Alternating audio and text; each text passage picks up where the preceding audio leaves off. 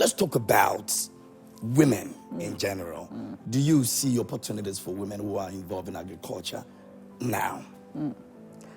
I see immense opportunities. Women have always been in agriculture from time immemorial. Having most of the time they were doing sustainable, small-scale agriculture, and they continue to do small-scale agriculture. But we have evolved where you see women in the entire chain of agribusiness, from cultivators, farmers, to those who process, to those who market. And especially in the area of processing, I've seen a number of women rise up to the occasion to do agri-processing and even marketing, where women have had opportunities to market even outside of our country, to other shores, etc. So I think the opportunities are wide. And with the new technologies that have come, you see that like for greenhouses, and now we have something we call potage agric, where women are able to even grow vegetables and other crops in pots in their homes, etc., where you don't need much space to cultivate. It has also helped those who don't necessarily have large lands to engage in agriculture, and those who are not able to go and be on a farm to also engage in agriculture. Enough to eat, feed the family, and even to sell some, especially those in urban areas. And I find that to be encouraging. And if women stay abreast with technology, I think there's a lot we can do to support our communities in our country. Have you earned enough as agriculture paid? Oh, not yet. Not yet, because we invested a lot in assets up front.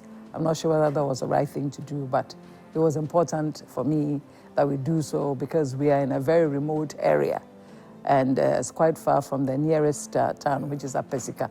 So it was important for us to be able to have some degree of comfort and somewhere to put our head, to be able to focus on managing the farm. So those were the overhead costs that came early, and operational costs continue in terms of acquisition of machinery, etc.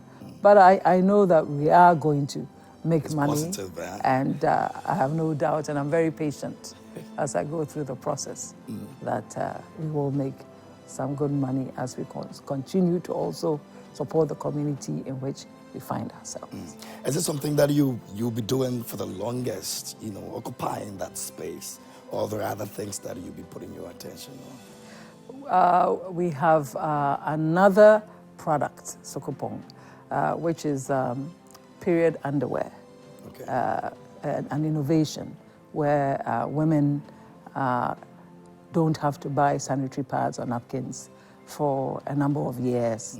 They can just use this underwear. It's reusable, it's washable. So we are developing that also with my daughter, and we are launching that. We also have underwear for urine incontinence for women, and we're developing one for men as well.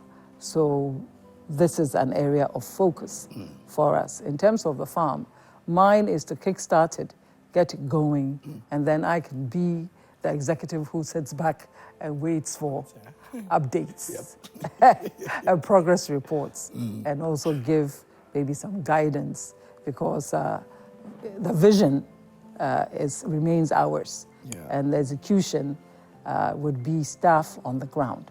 So I will still always be involved in making sure that our vision stays the focus of attention. Are you excited about government intervention in agriculture? You think the government has done enough? Unfortunately, when I came on board seriously, as I said, we had these challenges, economic downturns, so subsidies were removed. And I remember I have become a de facto organic Greek person, not because I would have intentionally gone into organic agriculture, but because when I asked for the cost of fertilizers for my maize, it was phenomenal. And I said, but how can people cultivate maize if it costs so much to get a to get a fertilizer? And they said, oh, the government has removed subsidies. So I said, my luck. And therefore, I went into using poultry droppings, etc. And so I haven't really used fertilizers in any of our production yet. And even if we do, I think we'll stick to organic ones. So I have de facto become an organic farmer in terms of methods because of the challenges of government not being able to reach out and to fulfill maybe their promises to farmers due to the ongoing economic challenges the country is facing. In the next 5 years, where do we see Sokopong Farms? What are some of the things that we're hoping to see happen to us? The next 5 years, Sokopong Farms will be the destination for people who are looking to buy things for the market. I don't see Sokopong even going out ourselves with our lorries. I see people coming in.